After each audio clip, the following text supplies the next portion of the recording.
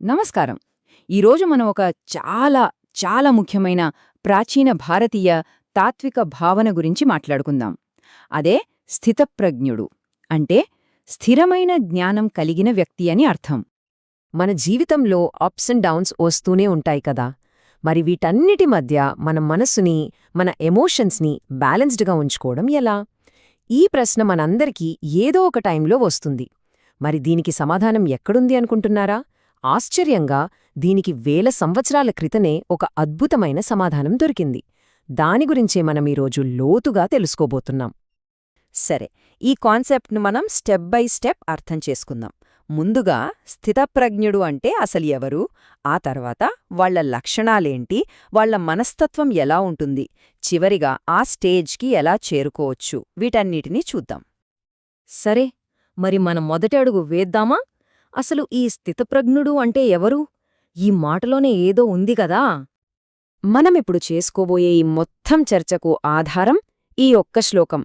అవును, ఈ ఒక్క శ్లోకంలోనే స్థితప్రజ్ఞుని లక్షణాల సారాంశం మొత్తం ఉందన్నమాట. పదండి, ఇప్పుడు ఈ శ్లోకంలోని ప్రతి మాటని విడమరిచి చూద్దాం. స్థితప్రజ్ఞుడు ఈ పదాన్ని విడదీస్తేనే మనకు చాలా వరకు అర్థమైపోతుంది. స్థిత అంటే స్థిరంగా ఉండేది, కదలనిది. ప్రజ్ఞ అంటే మన జ్ఞానం, మన తెలివి, మన కాన్షియస్నెస్. సో సింపుల్గా చెప్పాలంటే ఎవరి జ్ఞానమైతే బయట ఏం జరిగినా సరే చలించకుండా స్థిరంగా ఉంటుందో వాళ్లే స్థితప్రజ్ఞులు.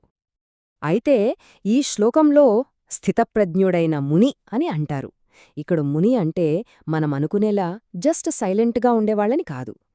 ఎవరైతే తన మనసుని బయటి ప్రపంచం నుంచి లోపలికి తిప్పుకుని లోతుగా ఆలోచించగలరో వాళ్లని ముని అంటారు. ఒక రకంగా సెల్ఫ్ రిఫ్లెక్షన్ అన్నమాట.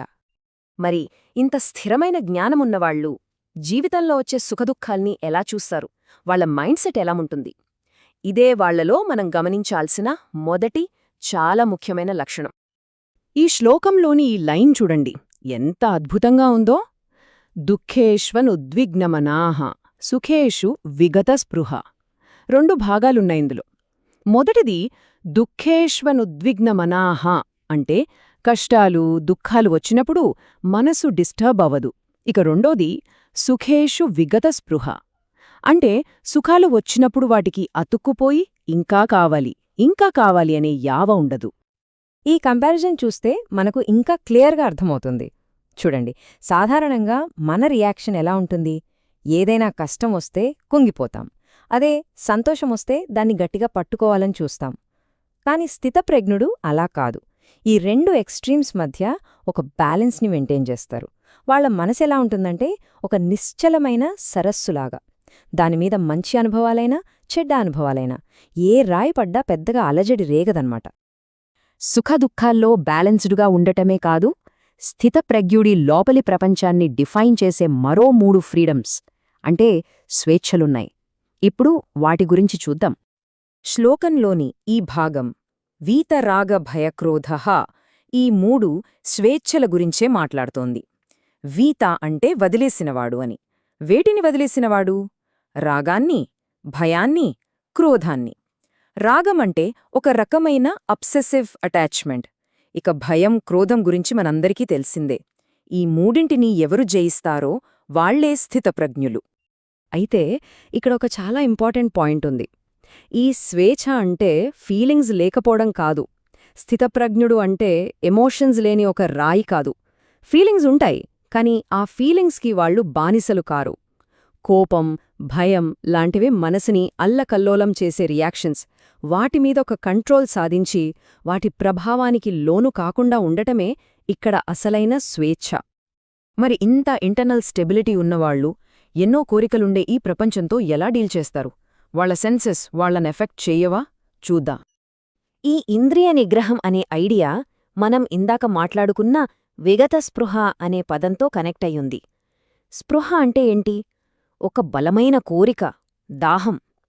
ఎప్పుడైతే ఈ సుఖాల మీద తీవ్రమైన దాహం తగ్గిపోతుందో అప్పుడు మన ఇంద్రియాలు ఆటోమేటిక్గా మన కంట్రోల్లోకొస్తాయి. ఈ ఇంటర్నల్ ఫ్రీడమ్ వల్ల వాళ్లకు ఇంకో పవర్ వస్తుంది. అదేంటంటే జీవితంలో వచ్చే గెలుపోటములను, లాభనష్టాలను సమానంగా చూడగలగడం. గెలిస్తే ఎగిరి గంతెయ్యరు, ఓడిపోతే కుంగిపోరు, రెండిట్నీ ఒకేలా ప్రశాంతంగా యాక్సెప్ట్ చేయగలరు. ఎందుకంటే వాళ్ళ ఆనందం బయట పరిస్థితుల మీద డిపెండ్ అయి ఉండదు కాబట్టి. సరే, ఇప్పటిదాకా మనం వేరువేరుగా మాట్లాడుకున్న ఈ క్వాలిటీస్ అన్నింటినీ ఒక్కసారి కలిపి చూద్దాం. ఇవన్నీ కలిసి ఆ స్థిరమైన ప్రజ్ఞ అనే స్టేజ్ని ఎలా క్రియేట్ చేస్తాయో ఇప్పుడు అర్థం చేసుకుందాం. ఈ మొత్తం జర్నీని మనమొక లాజికల్ ప్రాసెస్లా చూడొచ్చు. ఇక్కడ చూపించినట్టు స్టెప్ 1 సుఖదుఖాల పట్ల సమంగా ఉండడం. ఇది మనల్ని అటాచ్మెంట్, భయం, కోపం లాంటి వాటి నుంచి విడిపిస్తుంది. అదే స్టెప్ 2. ఈ రెండింటి రిజల్టే స్టెప్ 3 స్థిరమైన, దృఢమైన మనస్సు. సో ఫైనల్గా చెప్పాలంటే స్థితప్రజ్ఞుడు అంటే ఇదే. బయట ప్రపంచం తుఫానులా ఉన్నా, ప్రశాంతంగా ఉన్నా, వాళ్ల లోపలున్న జ్ఞానమనే దీపం మాత్రం ఎప్పుడూ స్థిరంగా, నిశ్చలంగా వెలుగుతూనే ఉంటుంది. అదే అసలైన స్టెబిలిటీ. ముగించే ముందు ఒక్క ప్రశ్న. మన ఈ మోడర్న్, ఫాస్ట్ పేస్ లైఫ్లో మనం మాట్లాడుకున్న ఈ క్వాలిటీస్లో దేన్ని అలవర్చుకోవడం అత్యంత కష్టంగా అనిపిస్తుంది? మరి దేన్ని అలవర్చుకోవడం అత్యంత అవసరం అనిపిస్తుంది? దీని గురించి ఒక్కసారి ఆలోచిద్దాం.